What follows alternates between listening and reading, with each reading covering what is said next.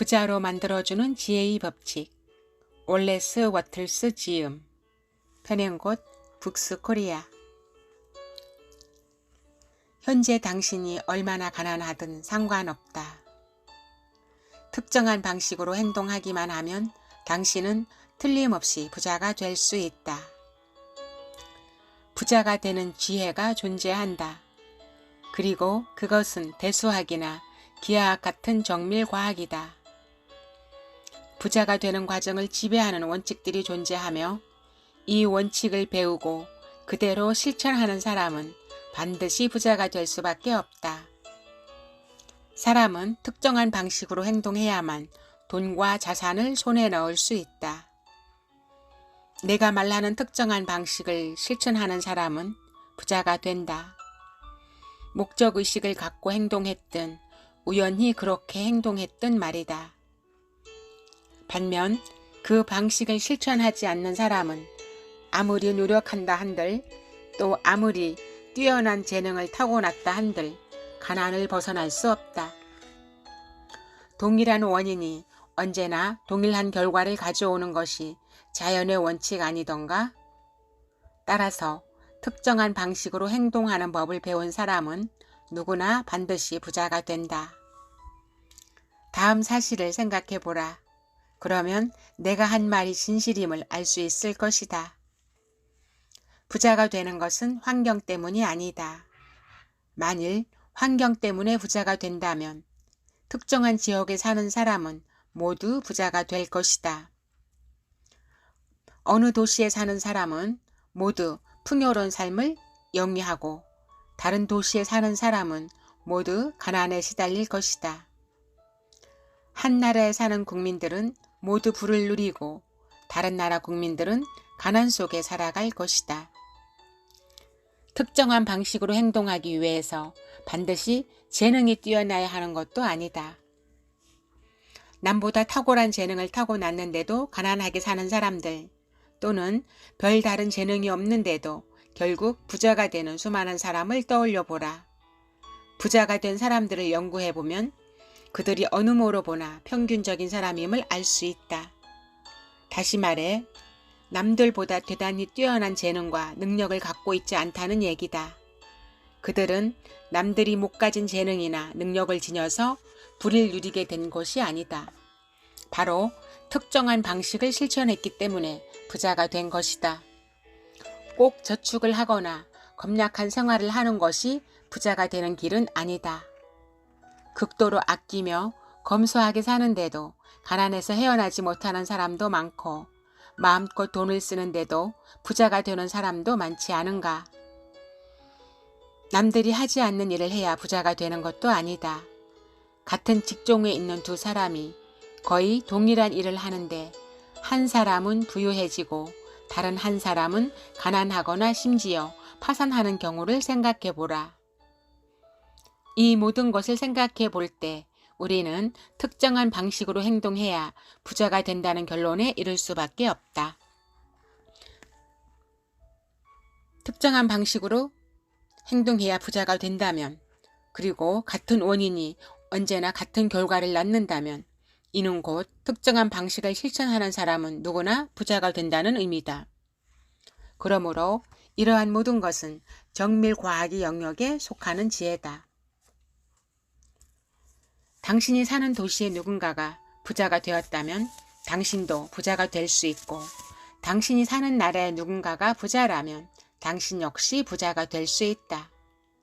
거듭 강조하지만 특정한 직업이나 사업을 선택한다고 해서 부유해지는 것이 아니다.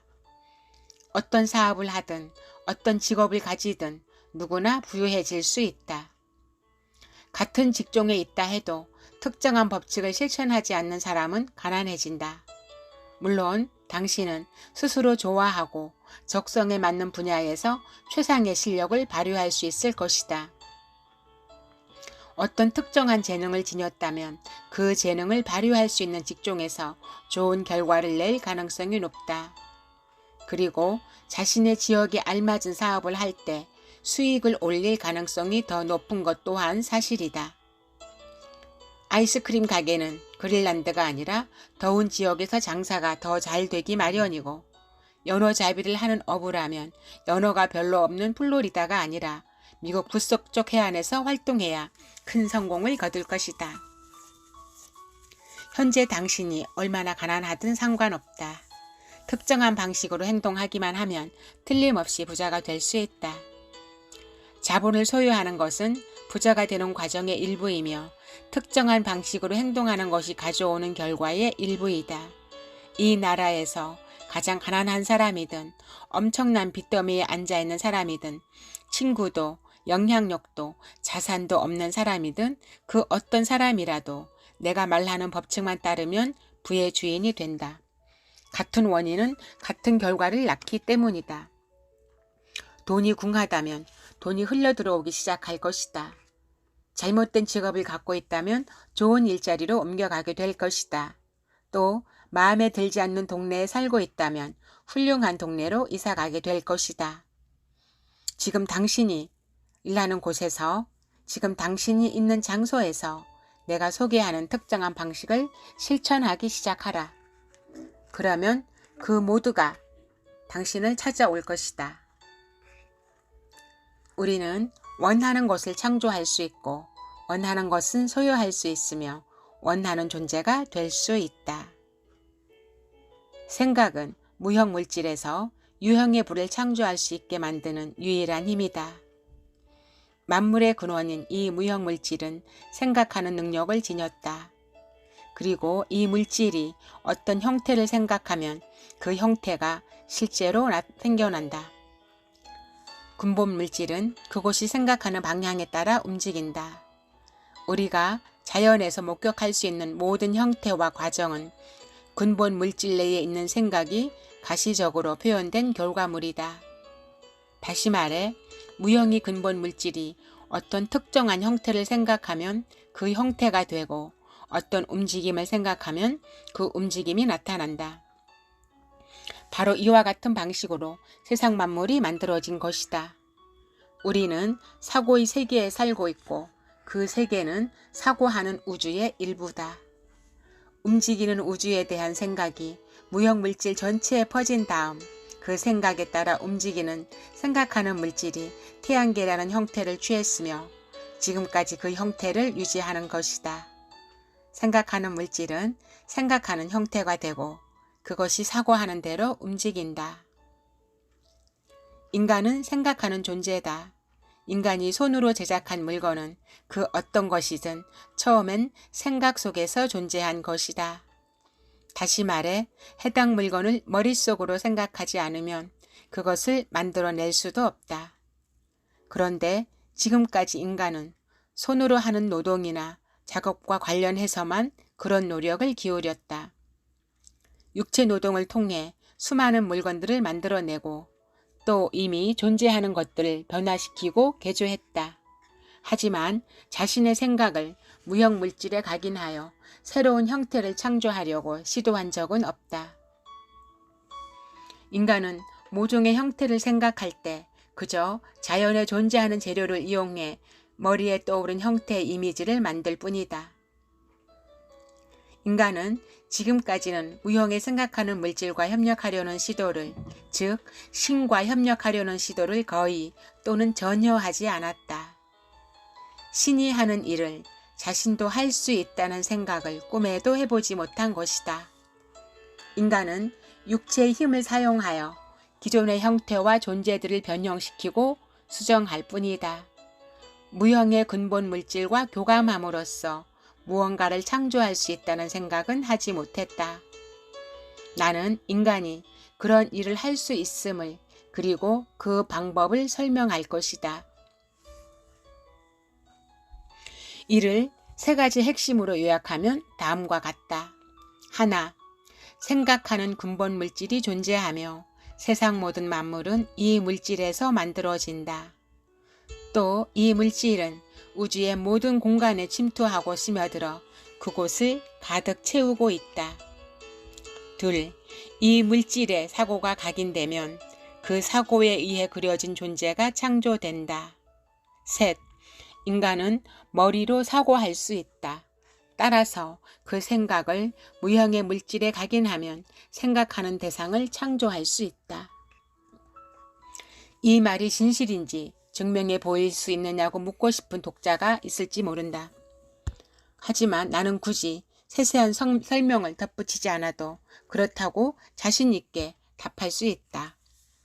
실제 경험과 논리적 검증에 의해 그 진실성을 입증할 수 있다. 형태와 사고라는 개념에서 거꾸로 추론해보면 자연스럽게 생각하는 근본 물질에 도달하게 된다. 또 생각하는 근본 물질에서부터 추론해 나가더라도 인간이 스스로 생각하는 형태를 창조할 수 있는 능력을 지녔다는 사실에 이르게 된다. 특정한 방식으로 행동하기 위해서는 특정한 방식으로 생각할 줄 알아야 한다.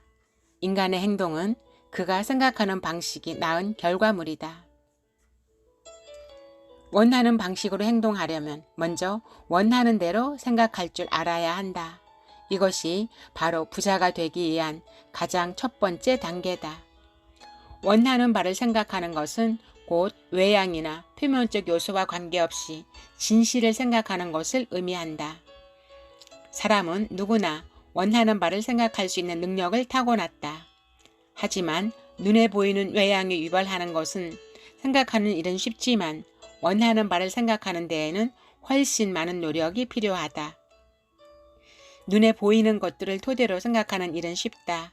하지만 겉모습과 상관없이 진실을 생각하기 위해서는 그 어떤 일을 할 때보다도 많은 노력을 기울여야 한다. 대부분의 사람들이 가장 싫어하는 일 중에 하나는 지속적으로 꾸준하게 사고하고 실천하는 것이다. 이는 세상에서 힘들고 귀찮은 일이다.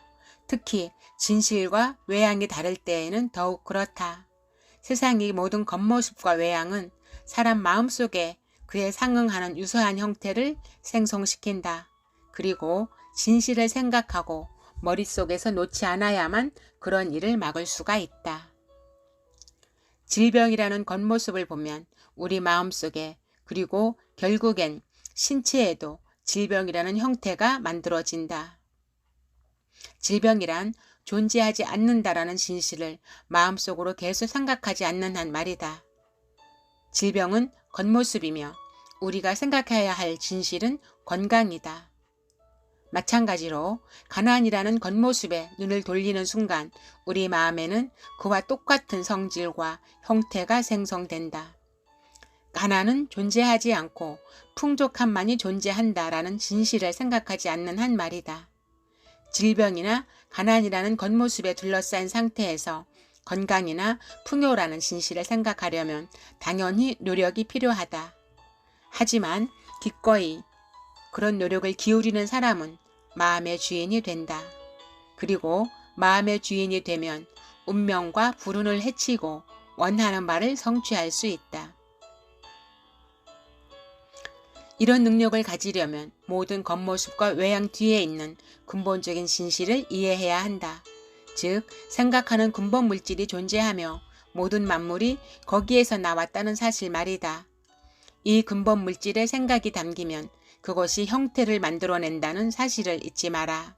또 인간이 자신의 생각을 근본 물질에 각인하면 그 생각이 형태를 취한 가시적인 존재가 되고 만들 수 있다는 사실을 잊지 마라. 일단 이와 같은 사실을 받아들이고 나면 그 어떤 의심과 두려움도 떨쳐낼 수 있다. 우리는 원하는 것을 창조할 수 있고 원하는 것을 소유할 수 있으며 원하는 존재가 될 수 있다는 사실을 알게 되기 때문이다. 부자가 되고자 한다면 앞에서 말한 세 가지 법칙을 의심 없이 믿어야 한다. 이 법칙들은 너무나도 중요하므로 다시 반복하겠다. 하나, 생각하는 근본 물질이 존재하며 모든 세상 만물은 이 물질에서 만들어진다. 또 이 물질은 우주의 모든 공간에 침투하고 스며들어 그곳을 가득 채우고 있다. 둘, 이 물질에 사고가 각인되면 그 사고에 의해 그려진 존재가 창조된다. 셋, 인간은 머리로 사고할 수 있다. 따라서 그 생각을 무형의 물질에 각인하면 생각하는 대상을 창조할 수 있다. 이것 이외에 다른 모든 법칙과 개념은 잊어라. 이 법칙들이 완전히 머릿속에 자리 잡아 습관적으로 떠올릴 수 있을 때까지 마음속으로 되뇌고 또 되뇌어라. 위의 세 법칙을 읽고 또 읽어라. 한 단어 한 단어 마음에 새기고 완전한 믿음이 될 때까지 깊이 숙고하라. 혹시라도 의심이 일어나려고 하면 즉시 억눌러라. 여기에 반대하는 주장을 하는 사람들의 말에는 귀를 닫아라.